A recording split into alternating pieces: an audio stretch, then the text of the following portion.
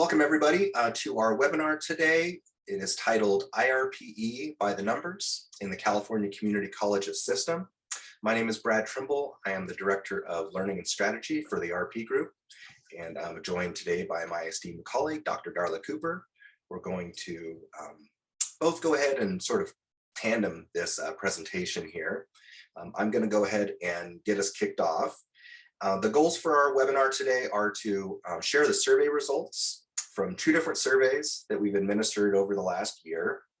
The first one is the 2021 Survey of IRPE Offices, and the other is the 2022 IRPE Group Demographic Survey. So the goal overall in sharing these survey results is to help increase some awareness about IRPE demographics, recent trends within the California Community College System IRPE realm, the responsibilities of our offices, budgets, staffing, workloads, professional development needs, and just general support that the IRPE group can provide for research offices. Okay, so I'm going to kick off here with the 2021 Survey of IRPE Offices. And just a little bit of background about this survey. It is administered about every other year to the IRPE office leads. So if you are a dean, director, if you're the only researcher on your campus, you are going to be receiving this survey from us. And the intent behind it is to advance statewide perspective about what's going on in our offices, to establish some benchmarking information for folks to use, whether you might be interested in getting another analyst on staff. For example, you can look at how your office fares against all the other offices in the system. We're intending to document IRPE office evolution, help inform our professional development, and our advocacy efforts for the field. So with respect to engagement, we had 108 college and district IRPE offices respond to the survey. So thank you very much to everybody who helped play a role in that. It ended up responding or resulting in a 79% response rate across the state. And 83% of the offices who responded are also IRPE group members. So thank you for that as well. So with respect to some of the trends and what we saw within the data, from the cabinet and executive leadership perspective, we're seeing responsibilities grow in this area. This has been going on for several years. And 64% of IRPE offices are reporting to either a president or a superintendent. In the past, there was more of a prevalency for offices to be reporting to vice presidents, for example, but more and more we're reporting to higher ups in the institution. And 90% of offices are responsible for overseeing college-wide planning and evaluation efforts. And 86% lead or facilitate accreditation efforts on campus. With respect to roles and responsibilities related to operations, 87% of IRPE offices are implementing program review, 59% facilitate outcomes assessment, 55% of offices are responsible for leading and facilitating equity efforts. There's been a major growth in that area over the past several years. And 46% are responsible for resource development, which is also a burgeoning area of growth for our offices. With respect to office budgets, workload, and staffing, about 76% of offices are reporting no budget changes between 2020 and 2021, while just 11% are experiencing increases, 13% experiencing decreases. And similar data across the staffing realm as well. 66% are noting no significant change in staffing. And this is basically reaching a point of equilibrium. Our offices have been growing markedly over, say, the past 10 years in size. And so that's finally beginning to plateau. Sorry, I'm getting over a bug at present, so it's impacting my ability to speak. Okay, so IRP office trends from an FTE perspective. FTE growth rates are slowing and reaching the point of equilibrium, like I mentioned before. The average FTE of responding offices is 3.86. That number is a little bit higher in colleges at 3.91, and district IRPE offices are at 3.55. And the next couple slides are some bonus analysis.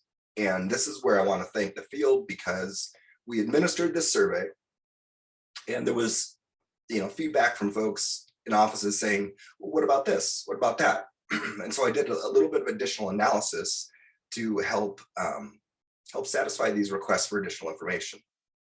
And one of them was, how do FTE and research offices stack up against FTES at our institutions? And so what I did was I looked at everybody who responded to the survey, put them into three areas: the bottom third, middle third, and top third. And what we found was that small colleges seem to have the greatest or the least amount of FTES per full-time equivalent researcher. Mid-sized colleges seem to have potentially the highest workload, with FTES at 1,241. Large colleges are right around the middle, with just over 1,000 FTES per full-time researcher. Additional bonus analysis here was received a question related to how many offices have multiple managers. And so after looking across the system and seeing everything that was out there, it looks like about 9% of college and district offices have 2 administrators in them. And the way that these staffing structures break down is that dean and directors, there was 6 institutions with those. Senior dean and dean, there was 2 institutions with those. And it should be noted that these offices also oversaw equity efforts on campus. There's another institution with an AVP and an executive director, which also oversees equity. And then one with a VP and director.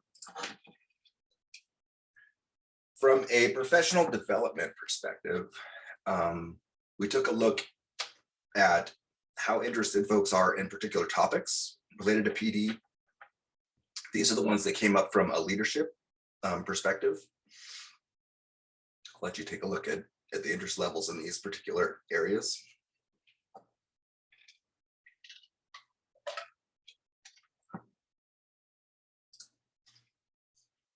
And these are the interest levels in more of the content and skill development areas for IRPE offices.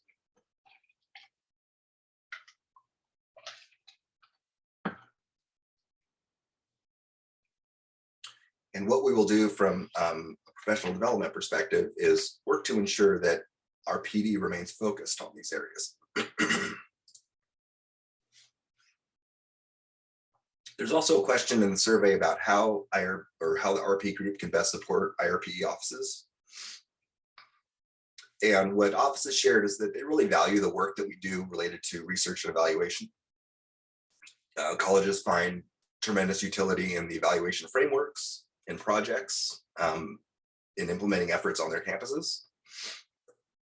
And they also want increased opportunities to get involved in this research.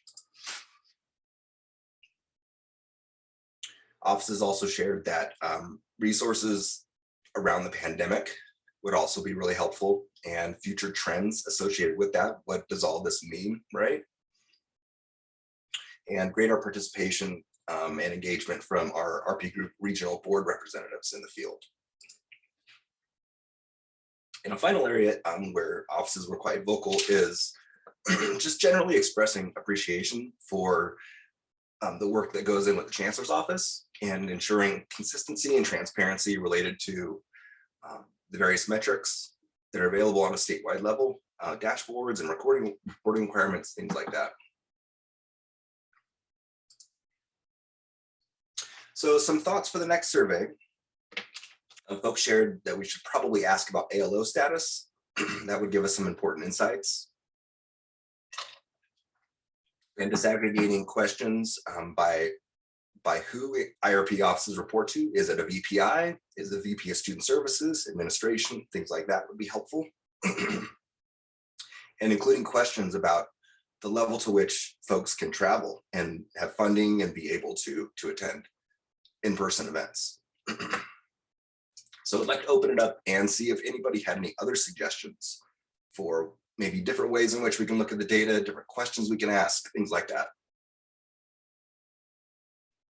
Okay, if there aren't any suggestions at this point, I will turn it over to my colleague, Dr. Darla Cooper. Thank you, Brad. So I am here to share with you the results from our first ever demographic survey. All right, so I'm going to dive into this presentation, and starting with just a quick overview of why did we do this. So again, hopefully you all have seen our, we did recently launch a web page on our website devoted to equity, diversity, and inclusion. We did a webinar on that a little while ago, kind of walking people through that. But this survey is part of our commitment to advancing racial equity and social justice. We wanted to have a better understanding of who we are as a community and as a field beyond, our traditional survey that Brad just shared.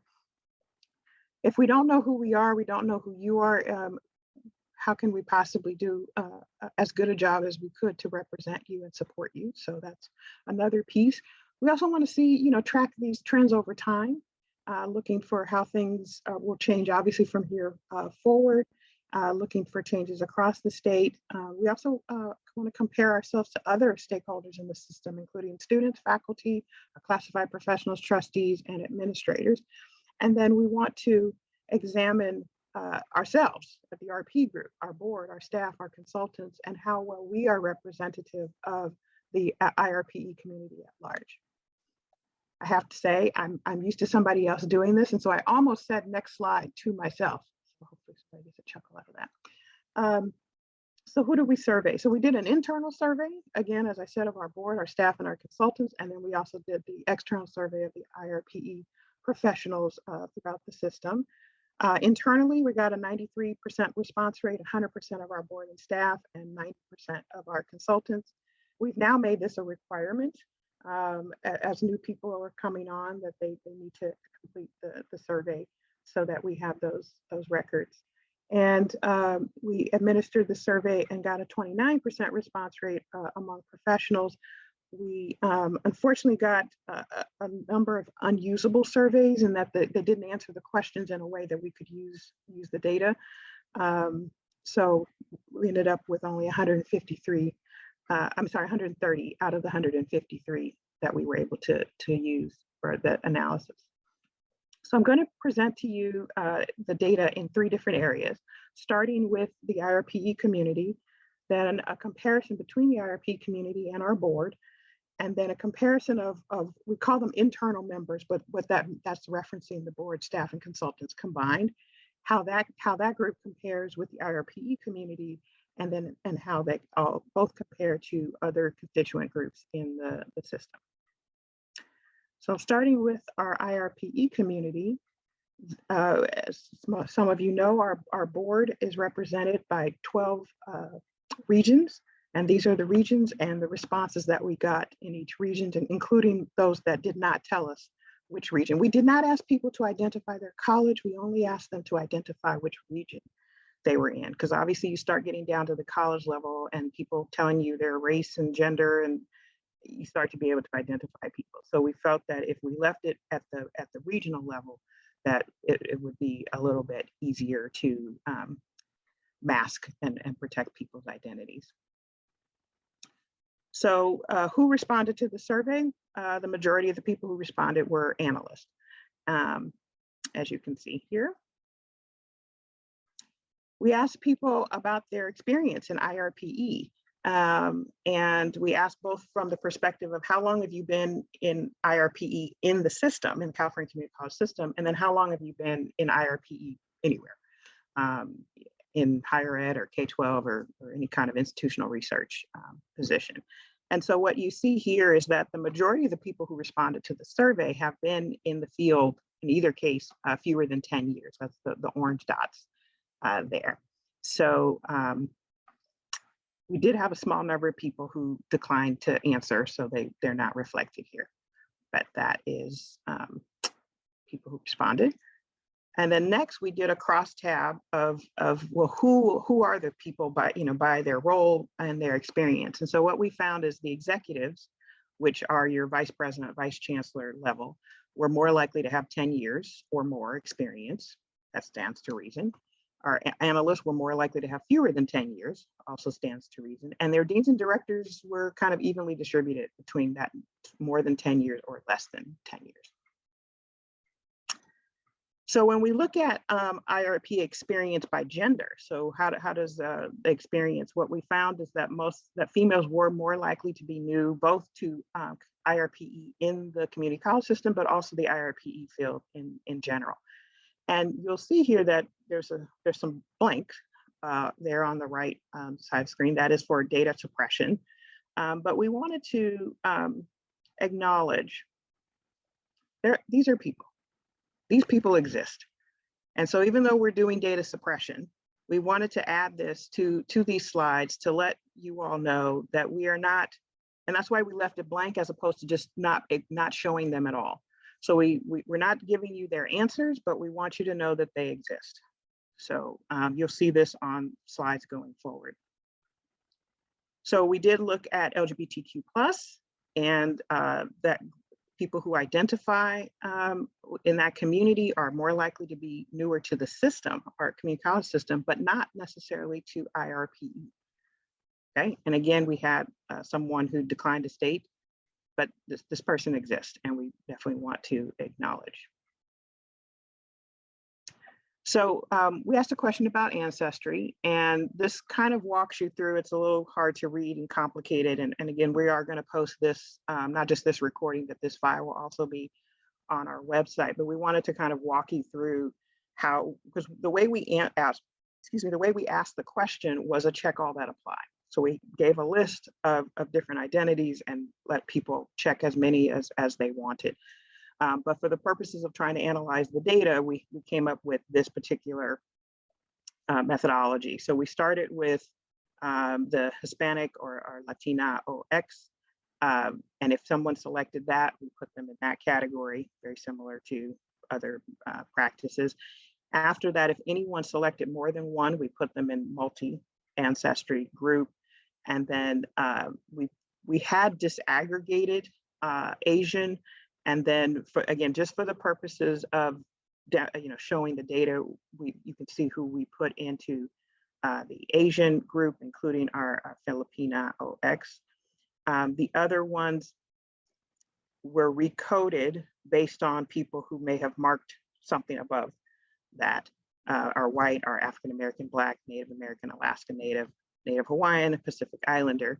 And so you'll see the counts there. And then we did have a few people who ended up in the other category. So what does that all look like after we've done those calculations? So the people who have more than 10 years experience in the community college system were more likely to be Asian or white. Again, you can see by our numbers there on the right, we had to suppress the data because there were fewer than 10, but again, these people exist. They are out there. We just are not able to share their information. Then we looked at gender by position. And you can see here that our females are more likely to be analysts and males are more likely to be deans, directors, or coordinators. Right. Did this again for LGBTQ+. That community, members of that community are more likely to be deans and directors.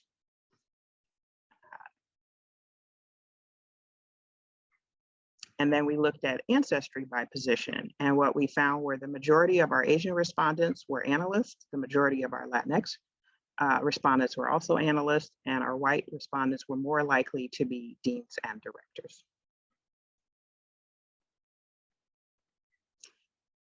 Now, here's one where we're comparing gender across the different constituent groups. And what you'll see here is that the IRPE group is more likely to be male than the IRPE community, but the IRPE community is more likely to be female than all the other constituent groups that you can see here.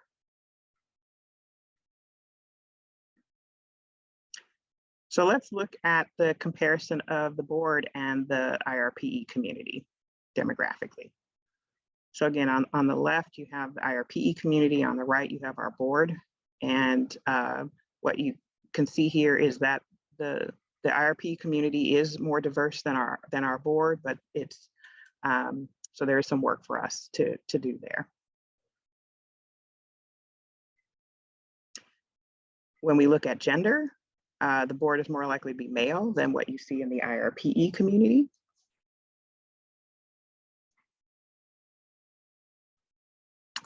When we look at LGBTQ+, equally as likely.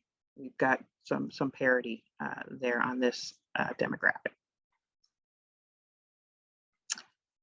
And then we also added position, looking at, well, who's on the board, by position. And you can see here that the board members are more likely to be deans, directors, coordinators than is represented in the IRPE community that responded to the survey, which may or may not be a surprise, given the work, most of the time you will have been around for a while before you might run for the board. But I'm going to circle back to this one in just a minute for implications. So when we look at comparing, again, our internal members, our community, and our constituent groups, when we look at it by race, the IRPE community is more diverse as the RP group, which we already said. But the IRP community's diversity is most comparable to that of administrators within the group, but none of the employee groups comes anywhere near the diversity of our students. Again, I don't think I'm telling this particular group anything that they did not know. This probably should not be a surprise. Again, when we look at the gender, I think this is a repeat slide that I didn't catch earlier. I apologize, but it doesn't hurt to say it twice. Again, it's the RP group, our internal members, are more likely to be male than what you'll see in the IRPE community, but the IR community is more likely to be female than any of the other constituent groups, employee groups. LGBTQ, the RP group internally is a little more likely to be LGBTQ+ than what we see in the larger IRPE community.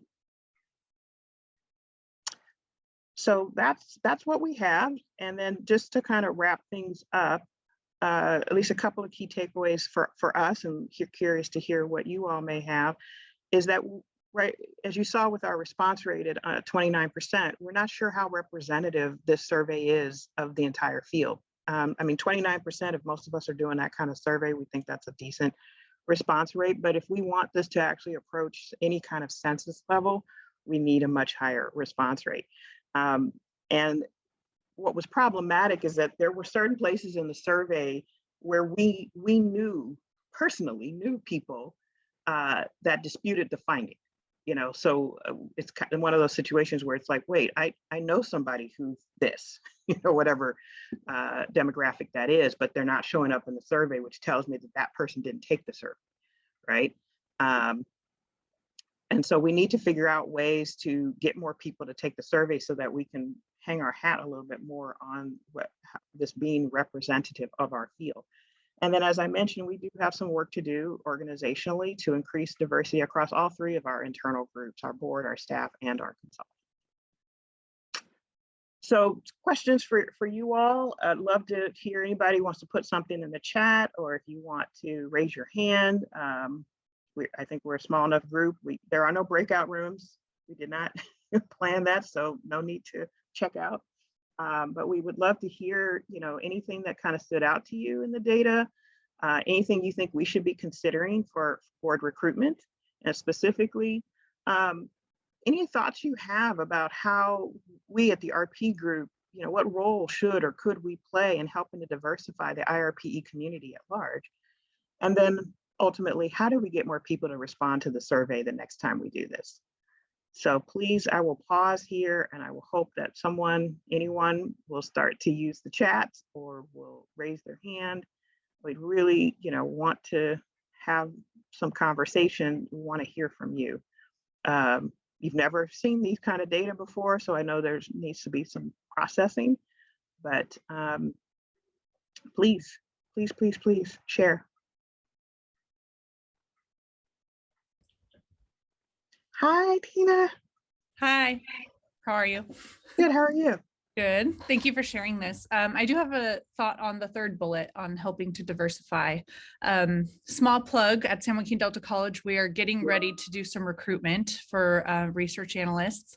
And I've been thinking about where to post the positions. And we usually post on RP group, care, air, and then try to find others, right? And wherever our college posts.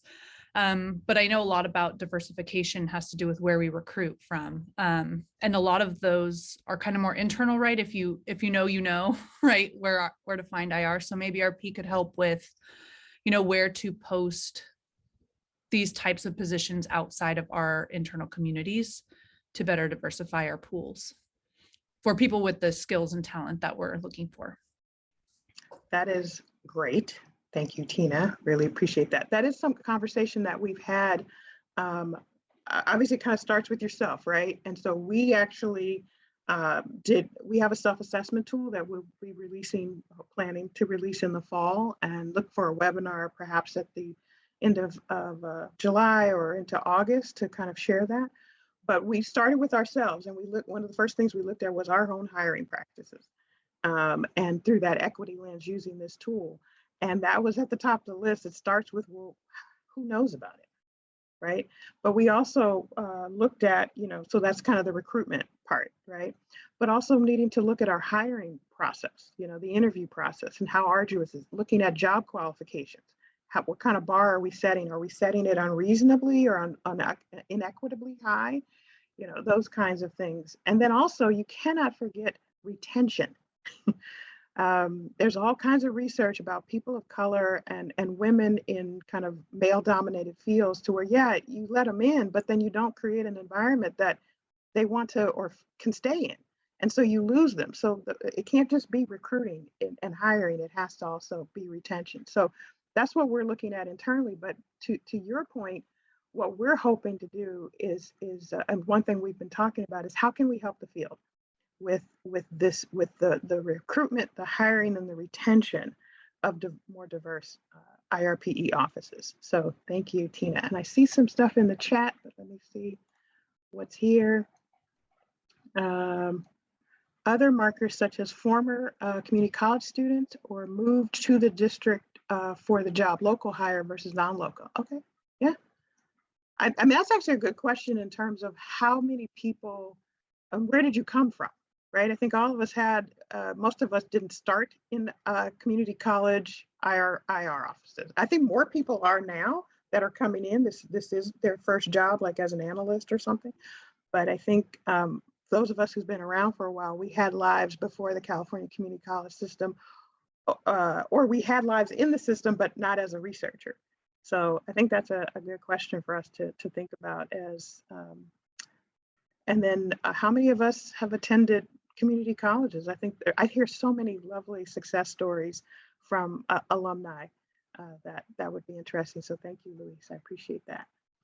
And then Fred is sharing that he had good success posting with local universities, yeah, in psychology, sociology, public and business admin, graduate programs. I think are also a really good place to do that. So someone sent me a message about maybe offering some kind of a prize for completing the survey, like a prize drawing, and possibly even free RP conference registration. Just put your name in the hat and maybe you get to come to the conference for free. I like that. Thank you so much. I think we might be able to swing something like that. Okay, hi Bridget, sharing about retention, that is only one opportunity for positional growth, right? Yeah, there's only so many positions within IR, but how many of us know people who moved up through IR and are now VPs of instruction, student services, presidents of colleges and moved on to other things. But that's a good point, Bridget, is that there's usually only kind of 2 levels in most IR offices. And so you're here and then you're here. And that's it. That's kind of the end. Hi, Rosaline. Good to see you. Hi. One thought with regards to diversifying the field could be growing our own, starting with our own community college students. I mean, we serve really diverse student populations. And one of the things that one of my new analysts did this past semester is she audited a social sciences research course. And she ended up serving as like a mentor of sorts to a number of the students in the course. So this could be a really great way for us to introduce new students in the social sciences or other related fields to our work. You know, a lot of these students will go off and they'll transfer, and a lot of times they'll come back to their home for a variety of reasons. So, and then on the thought of increasing response rates in future surveys, you could have kind of a friendly competition among the regional representatives to see which regional rep can get the highest response rate, not number, but response rate within their region. Ooh, competition. I didn't know you were so competitive, Rosaline. I'm kind of competitive. No, I want to talk about both of those ideas. Like an internship, as Bridget put in the chat, that's something that I don't know. I mean, I think it's come up, but I don't think we've spent any time really looking at what would that look like, and maybe finding a college partner to kind of start a program. Because I mean, I'm to ask you. I wish we had a poll. I would do a poll, but it takes too much to build them in the site. But maybe people can. I'm going to stop my share just so I can see people, and maybe you can use the reactions button. But thinking back, I know some of us, it was longer ago than others, but thinking back, how many of you, when you were in community college or undergraduate, let's just say any time in undergraduate, you knew you would be here today. You knew you were going to be, your goal, career goal was California Community College IRPE. Just raise your hand or put a check mark or a thumbs up or anybody. So Land's telling me no. Daisy says no. Lots of no's. Any yeses? Anybody knew when you were an undergraduate that this is it. This is what you were going to do. I'm looking for one check mark. Anybody? Right? Did it? Okay. So let's clear that one. Let me ask you another question. Did you know this job existed when you were an undergraduate? I've seen lots of X's. I still haven't seen one green, not one thumbs up, nothing. Just kind of didn't know it. All right, well, that's who our students are, right? And I think most of us, at least in these jobs, you all can correct me if I'm wrong, we don't often interact with our students on a personal level, unless you have work study students, perhaps, right? Or you work with a club or something like that. So how would they know this job exists? They don't know we exist.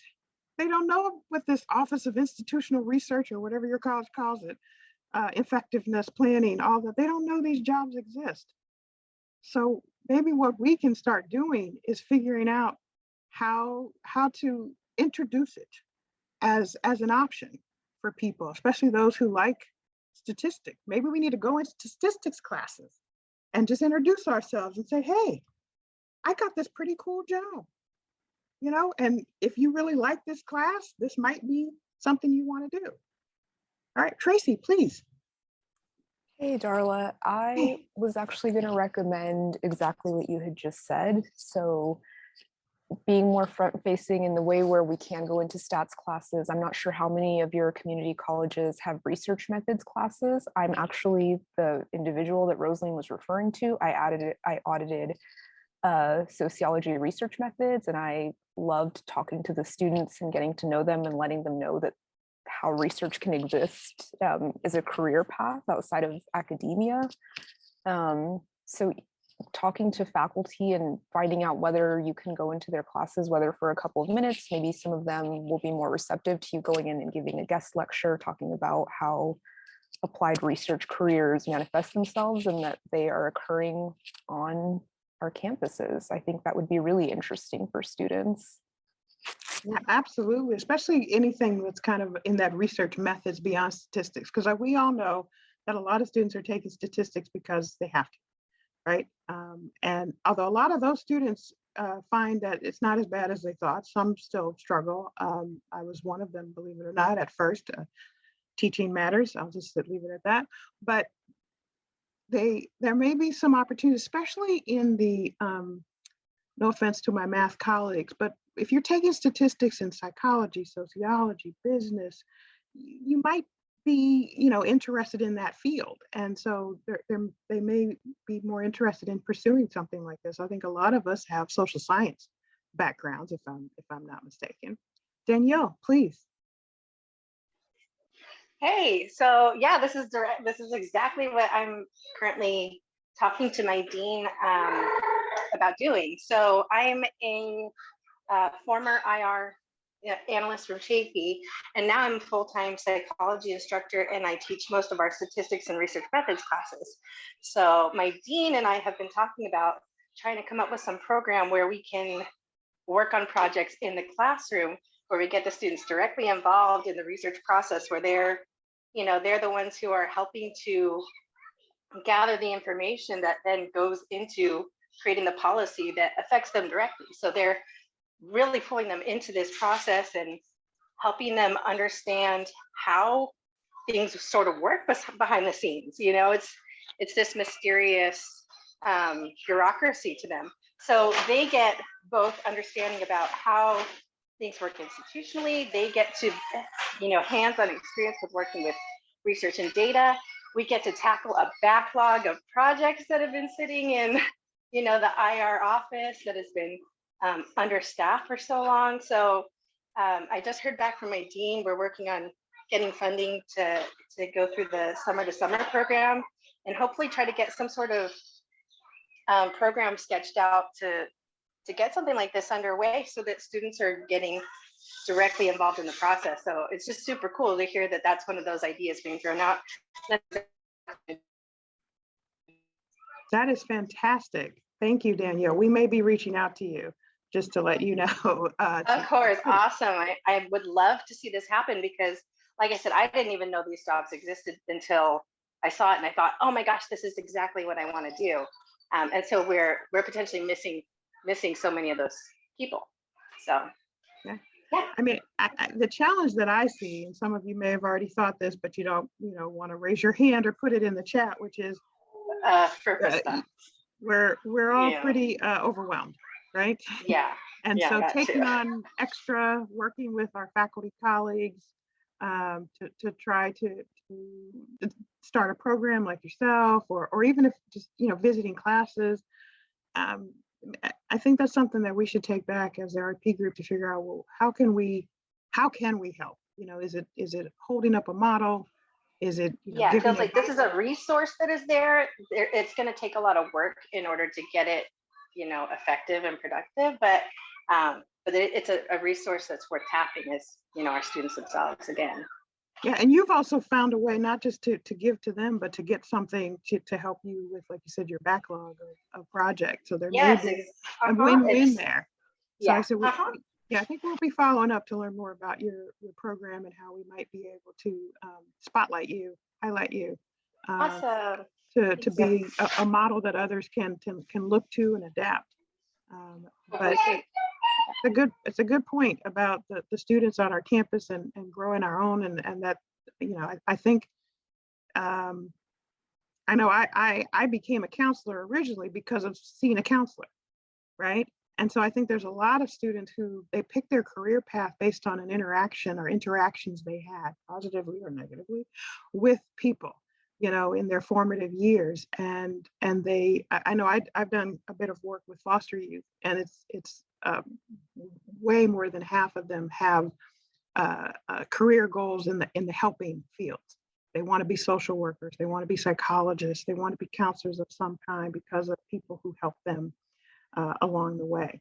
So maybe there's something, if people knew we existed, if our students knew that we existed, if we put ourselves out there and to be that, you know, role model and mentor, maybe we get more people interested in the field.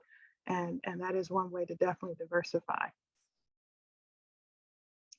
Anything else? This is fantastic. So glad we did this. You guys are awesome. I knew I was gonna get some really good ideas from you all. Anything else that stood out to you? Anything else you think that our P group can do? Any other ideas? I like the drawing. I think that's a good one that we're going to do in terms of trying to incentivize people, because that survey, just to clarify, the IRPE office survey, what Brad shared, that's one survey per college. So there's one person kind of filling that out to talk about the office. But the demographic survey was sent to individuals. So that's an individual survey that we want all individuals in the IRPE community to complete. There's something in the chat about piloting a nerdy IR pipeline. So I think it's making sure, like I said, reaching out, getting to know students, letting students getting to know you, and that they may go on to transfer and then go on to graduate school and then come back and serve at the college. I mean, how many of you, maybe you or you know people at your college who are former students at that college, right? So there's definitely a grow your own piece here that I hear. Okay, hi Hawk, how are you? Programming language. Oh, that's an interesting intersection. A lot of us did have to do programming at some point in our careers. I did it kicking and screaming, but I did have to do it years ago. It is a skill set that would be that's really helpful. So that might be another area to target in terms of growing our own and introducing ourselves to students, and not just introducing yourself, but you're really introducing this field, you know, that is growing. I mean, when I started, I don't know if there were any programs to, you know, like they have like IR like certificates now and degrees. I don't think they existed. I mean, I don't want to tell you guys how old I am, it's none of your business, but I've been around a long time, and those resources weren't there when I got here, put it that way. Thank you, Lan. Any other thoughts? Anything in the data that any surprises, or was it pretty much what you would have expected?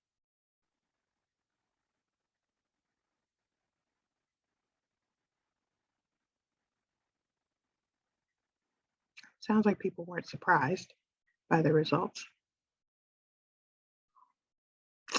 Okay, well, I had one more slide I will share with you just to kind of let you know at least what our thinking was, and you've all added to that, which is we want to work to encourage more analysts to run for the board, and then do our best to support them so that they can do both, and to encourage their supervisors, those deans and directors, to support them in developing this leadership capacity.